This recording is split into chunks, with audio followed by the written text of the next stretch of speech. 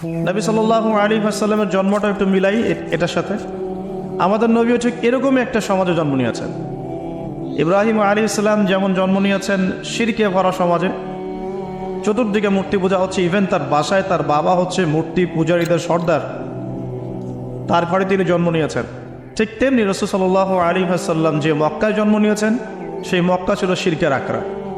সেখানে লাত, উজ্জা, হুবল, মানাতের পূজা হতো, সুদ ছিল, জিনা ছিল, ব্যভিচার ছিল, মাদক ছিল, গোত্রীয় হানাহানি ছিল, নারীর অবমাননা ছিল। এরকম আইয়ামে জাহিলিয়াতেও নবী সাল্লাল্লাহু আলাইহি ওয়াসাল্লাম জন্ম নিয়েছেন। নবী সাল্লাল্লাহু আলাইহি ওয়াসাল্লাম ইব্রাহিম আলাইহিস সালাম দুজনের চেহারাও একরকম ছিল, দুজনের চেহারার গঠনটাও একরকম ছিল, দেহের গঠনও একরকম ছিল। মেরাজের রাতে নবী সাল্লাল্লাহু আলাইহি ওয়াসাল্লাম দেখে এসেছিলেন, ইনি কে যাকে দেখতে হুবহু আমার মতো লাগছে? জিবরাইল আলাইহিস সালাম বলেছেন, ইনি আপনার পিতা ইব্রাহিম আলাইহিস সালাম। সুবহানাল্লাহ। ঠিক তেমনি আমরা খেয়াল করে দেখি যে জীবনের যে চড়াই উতরাই, পারিবারিক জীবন, সামাজিক